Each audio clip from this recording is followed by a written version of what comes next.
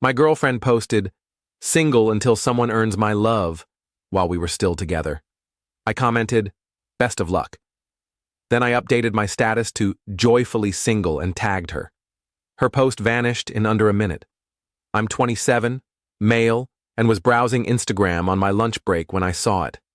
My girlfriend, Elise, 26, had shared one of those artsy quote posts with her morning latte, captioned, "Single until someone earns my love." I'm a queen who deserves the best. We'd been together 3 years, living together for 1. I stared at my phone for a good minute, then commented, "Best of luck." Within 30 seconds, I changed my relationship status to joyfully single, tagged her, and made it public. Her post disappeared in under 60 seconds. My phone erupted immediately. But here's the context. This wasn't a random post. I'd noticed odd behavior for weeks. Elise had been going out for girls' nights more frequently, flipping her phone face down when I walked by, and dropping snide remarks about how I was too settled and didn't put in effort. I put in effort, date nights, gifts, the works, but apparently, posting flirty photos for strangers' likes trumped our actual relationship. The notifications were relentless. 12 missed calls. I didn't pick up. I went back to work and finished my shift. When I got home that evening, Elise was on the couch, arms folded, looking like I'd insulted her entire family tree. "What was that stunt?" she demanded. "Which part? You announcing you're single online, or me agreeing?" "It was just a quote, Ethan. Every girl posts stuff like that. Every girl in a relationship posts they're single." "You're overreacting. It didn't mean anything." "Cool, then my response didn't either." She stood, grabbed her bag. "I'm staying at Tara's tonight. Maybe you'll see how ridiculous you're being." "Take your time." The door slammed. I ordered wings and watched a movie. Update 1. Elise has been at her friend Tara's place and the drama's dialed up to max. First, Tara, whom I've met maybe 4 times, sent me a long message about how I betrayed Elise's trust and publicly shamed her, saying, "Real men don't act petty online." I replied, "Real girlfriends don't pretend to be single on social media." Tara blocked me. Then Elise's mom, Margaret, called 7 times before I answered. The conversation, "Ethan, honey, what's happening?" Elise is heartbroken. She posted she was single. I just confirmed it. You know how girls are on social media. It's just fun. Is flirting with other guys fun too? What? She'd never. I didn't say she did, but posting you're single when you're not is basically advertising, right? Margaret went silent. You need to apologize. She's upset. She knows my address. Here's where it gets juicy. My friend Nate works at the same ad agency as Elise. He texted yesterday, "Yo, heads up. Elise has been having lunch with that new account exec Marcus every day this week. They look cozy, Marcus, the guy she said gave her off vibes when he started 2 months ago. I did some sleuthing, checked her Instagram followers. We still followed each other, though she'd deleted all our couple photos. Found Marcus's profile, scrolled back. He'd liked every post for 3 months, including her 6 a.m. gym selfies captioned, 'Morning hustle pays off.' I screenshot everything, not for revenge, just evidence. Last night, Elise texted, 'Ready to talk like grown-ups?' Me. 'Sure. Should I invite Marcus or is this just us?' She read it. No reply. Update 2. The entitlement's gone galactic. Elise showed up at our apartment, technically mine, I rented it before we met, with a crew, Tara, her sister Lauren, and her mom Margaret. They came to collect her things, but really to stage an intervention. Margaret started, 'Ethan, this has gone too far.'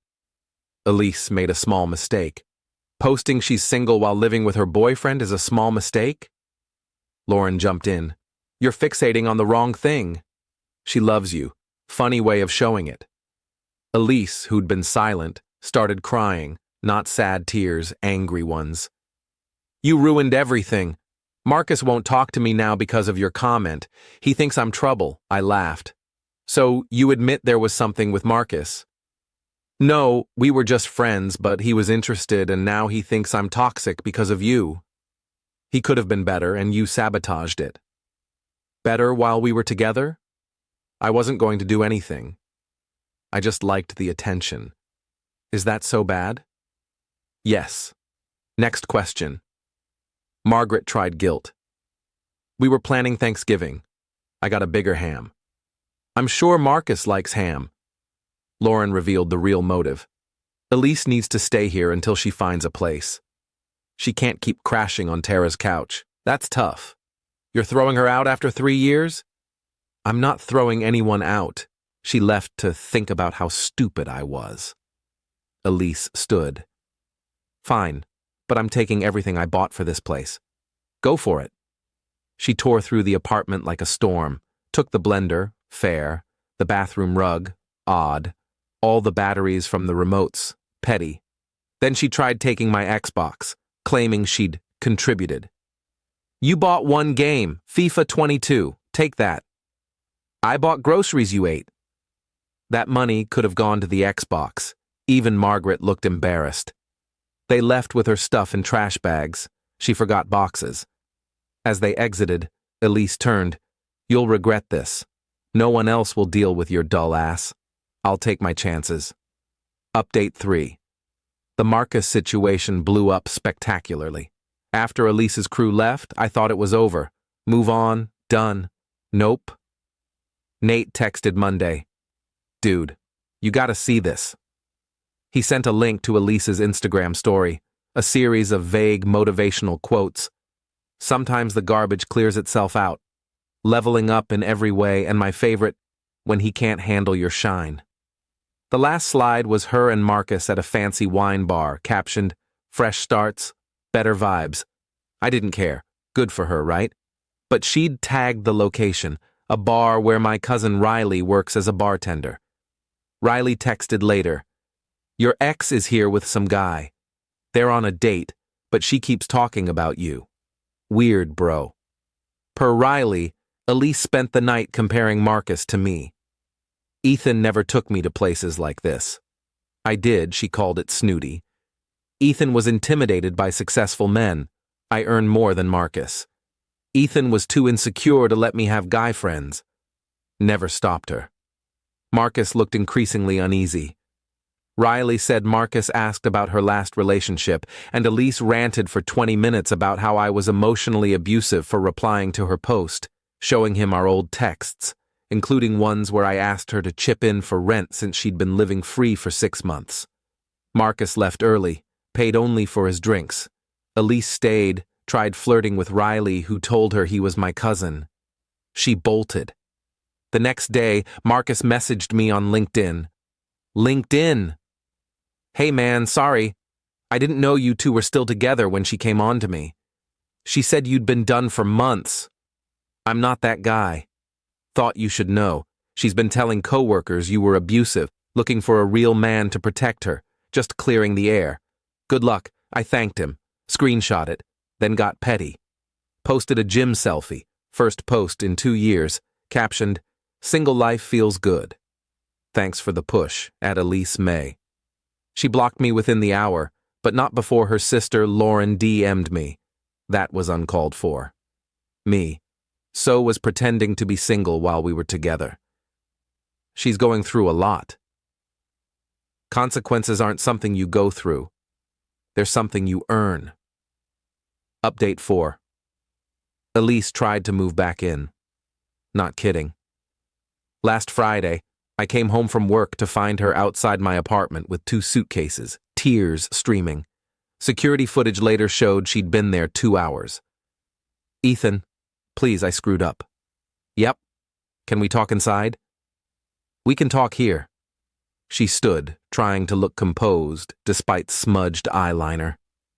I got kicked out of Tara's. Her roommate came back early from abroad, and Marcus told everyone at work about our date. They're calling me a homewrecker. You literally were to your own home. I have nowhere to go. My mom's place is too small. Lauren lives with her boyfriend, and I miss us. You miss free rent. She snapped, yelling in the hallway, You owe me. I wasted 3 years on you. I decorated this place, made it a home. You can't just discard me. You discarded yourself when you posted you were single. My neighbor, Sam, poked his head out. Everything okay, Ethan?